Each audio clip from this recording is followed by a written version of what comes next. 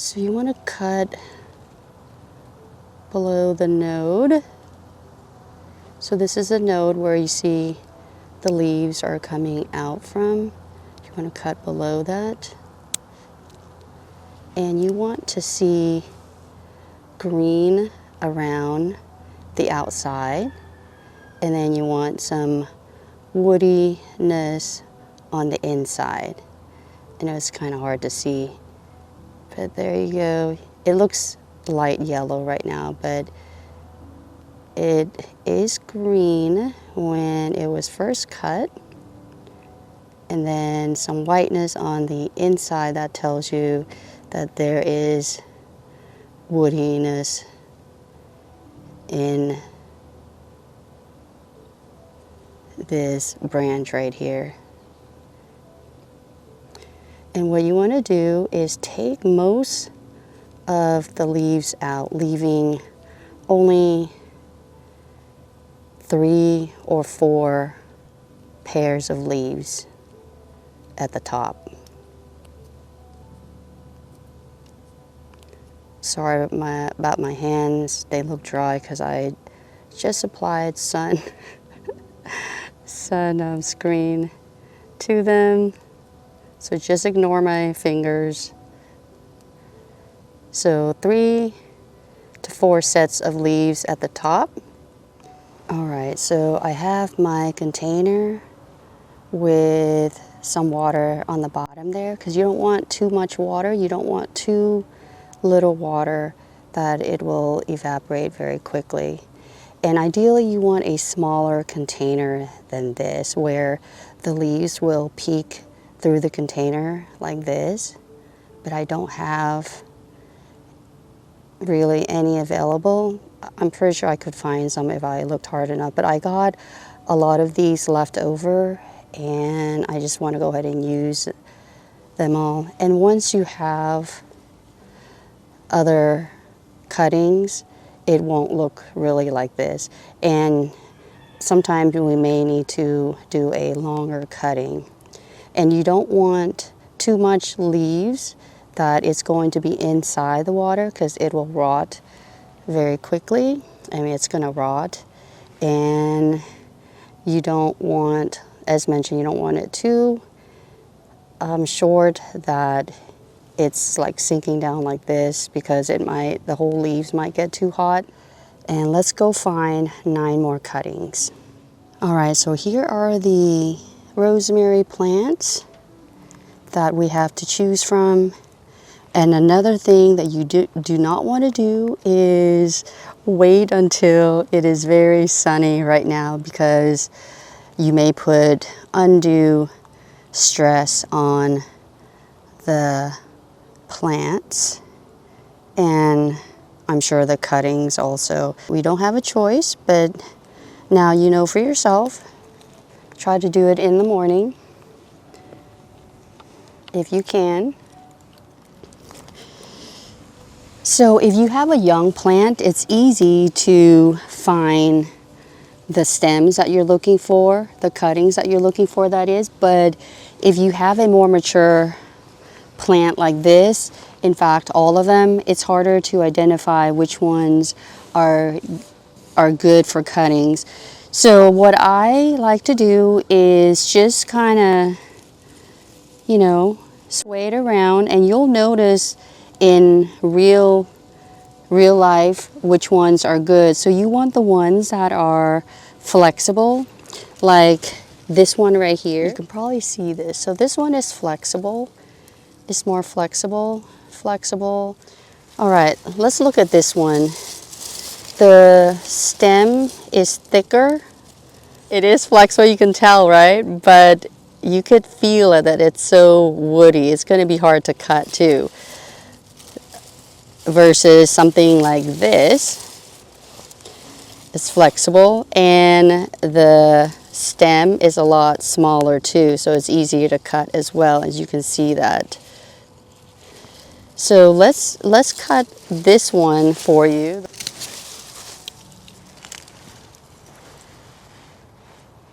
Hope you can see that. So you can see that there's yellow greenish around the outside. So technically you can use this as a cutting, but typically you don't want it to be too woody like this. It's just too much. So we're going to try this to show you how it's going to do. So we're going to strip most of the leaves off.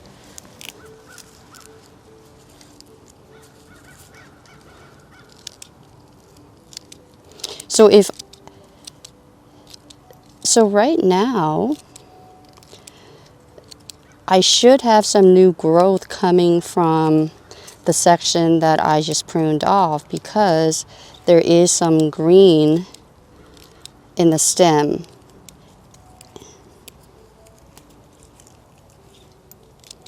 There's still some flexibility, not as good as the ones that were shown earlier.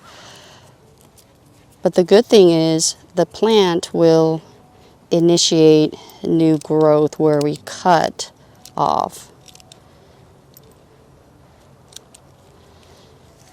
So you can see how long this is. So we're going to cut it down to maybe here, just below the node. And that will be,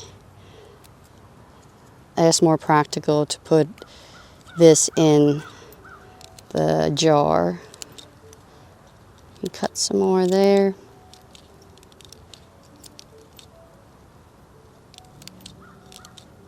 And if it's too long too, you can imagine that it's having to use a lot of energy to try to keep the plant alive. So it's just easier to cut it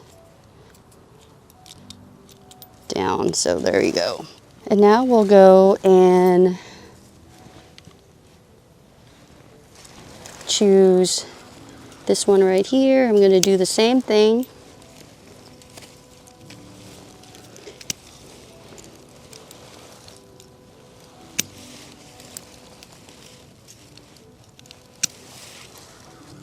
I got 2, 4, 6. After this, we'll go to a shadier spot.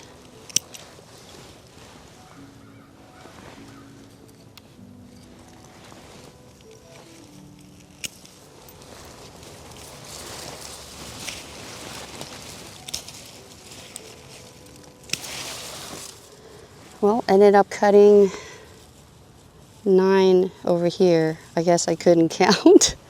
All right, while we are here, let's show you one plant that is in flower right now. Look at how beautiful these are. Very dainty. And that one too. All right, I got my cuttings here. This one right here is probably too long, so we're gonna cut it. Here's another way that you can tell too. You can see that this is new growth right here with the yellow greenish color. And then when you get down to here, that's an old growth. You can see there's brown, there's more brown right there. So that's where the start of the old growth is. So you could cut right here if you would like, or you can go down a little more. As long as there is some green with wood in there, you're good, based on my experience, of course. All right, so we're just going to cut this lower or higher, just because I want all of them to be mostly consistent as far as the length goes. I watched a handful of videos on rosemary cuttings, and I had not been successful until I watched this one channel. And let's put these in water for now, so that way they're getting some water. There's one channel or one video that did a great job, something that explained why the method I was using or the technique I was using was not successful. So the other videos, the ones that were not successful for me, now your experience could be different. I just know that when I try to, I've done it a few times and was not successful and even considered giving up. But I did come upon this video. He was explaining something that, or he was doing something that was different than the other videos. So the videos that were not successful for me were the videos showing viewers that they should take cuttings at the, towards the top. You could have a different experience than me. Maybe you've been successful, but for me it wasn't successful because when I went to the top, it was basically just taking the new growth, and you don't want that. It's just going to rot away. So it was not until last year that I became successful by doing it this way, cutting at the stem, leaving some greenest and some, the woody part in there as well. And I got mine to be a lot longer, of course, when I did that. So, so that's what was successful for me. Again, yours could be different. So if you had the same issues with me, maybe you can try this method out where you cut into the woody part too, but just make sure the outer part is going to be green as well. I know I'm saying the same thing over and over again. I'm so sorry. Partly is because I'm not sure if I'm explaining it correctly. So hopefully that is very understandable for you. And if you have additional questions or you need any clarifications, please write in the comments section down below, and I'll be happy to answer any questions that you may have. So I'm just going to cut it a little lower just because we've been sitting here too. We could, dry this part out. So we're just going to cut into the new part just below the node, and we're going to stick this in here right away. And we're going to do the same thing to the other ones. The best thing to do is to take as many cuttings as you can and expect half to not do well. And by doing that, you will end up with a good amount of rosemary to plant in your garden. So if I were to do 10, I'm just going to expect 5 to root well, and then maybe half of that to actually be transplanted well into your garden or into the container. So I would look at it as, half and half. 1, 2, 3, 4, 5. So I think 1, 2, 3, 4, 5. This one has 5 sets of leaves. I think that's okay. So I would say 3 to 5, depending on the stem. It should be fine. And we'll do the same thing to this one. Try not to strip the cutting. That way you don't put more stress on it where it has to heal itself along the woody part there. Let's see what else I need to share with you. So give it, I would say in about 2 weeks, you should see something. You should see some roots starting to form. And you want to change the water. I would say check it every few days because the water could become very slimy, and you don't want that. You want to change the water out. And sometimes you might have some dead leaves in there too that you need to take care of. So this one, I could see that there was a lot of wood So I'm gonna go a little lower or higher up, and hopefully that's okay. I'm not confident about that one. I put it next to a window that's not south facing because you do not want to put these guys under stress with the heat. So in by your window where you get indirect, like bright indirect sunlight would be good. Maybe like a north facing window would be good. Just any area close to the window that doesn't get direct sunlight would be ideal. Now I'm pretty sure you can put some rooting hormones and all that. I did not do that last year, so I'm not going to do it again this year. Since this is shorter, we'll go up a little more so the leaves are not going to be touching the water. So if you have been successful with rooting your rosemary cuttings and you've done it a different way, please share with us your tips and tricks. And then also anything else that you think might be helpful. So 1, 2, 3. All right. So this one looks good, but I'm just going to cut it a little bit more right there. You can hear that nice snap because if you have wood, you feel like there is an inertia as you're cutting it. So maybe I do have, did I go through all of them? Nope.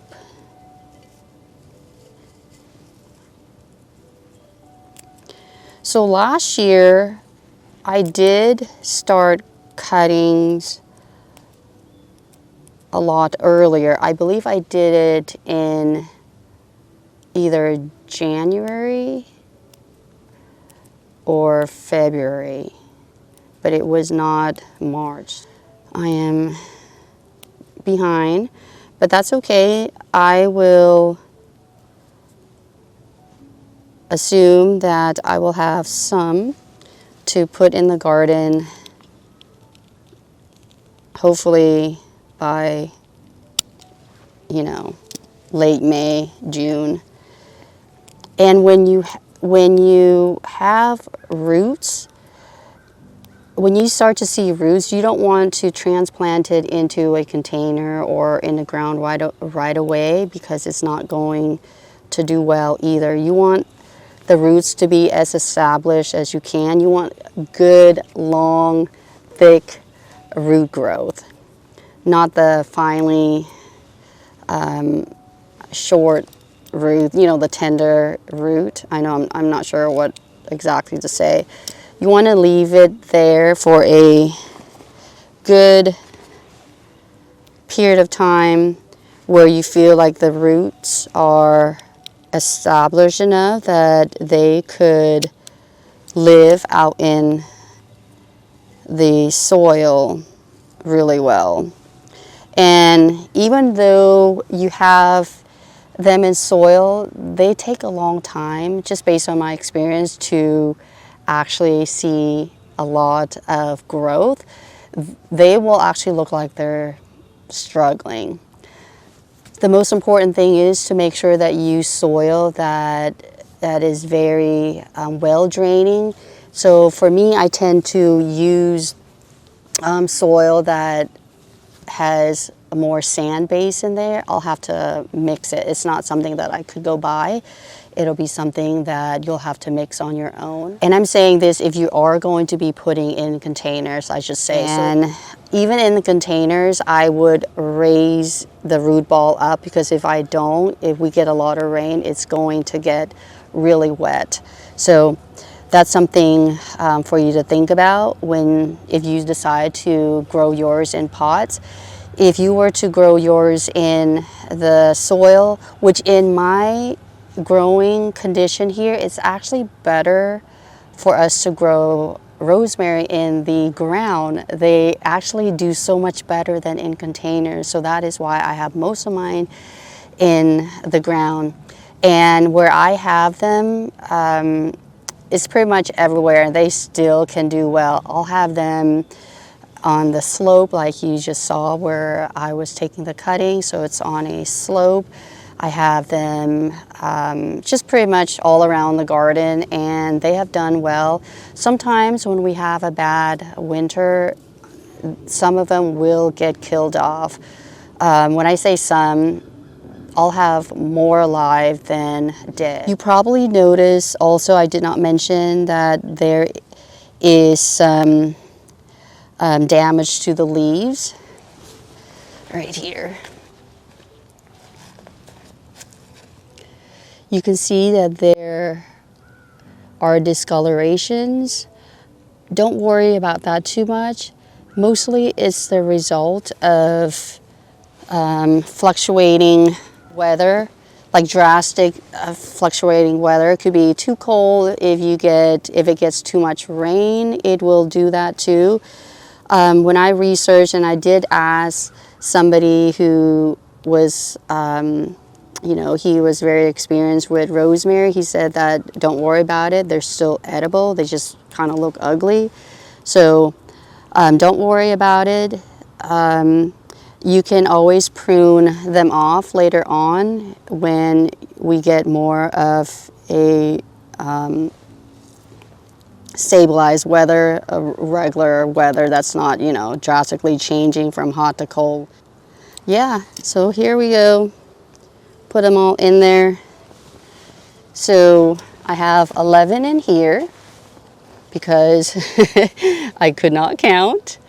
So anyway, and I also wanted to show you these that were done this morning before we got the sunny weather. So I have 10 in each, except for the one we just did. They all look like this.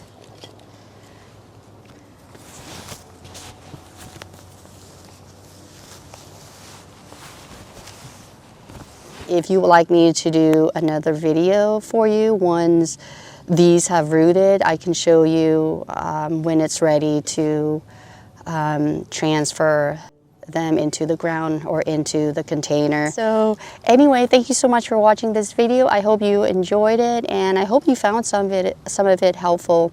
And until the next video, I hope you take care. Bye for now. All right, we're gonna use our technique to get all these inside. Probably should not be doing this, but I think it'll be fine. All right, there.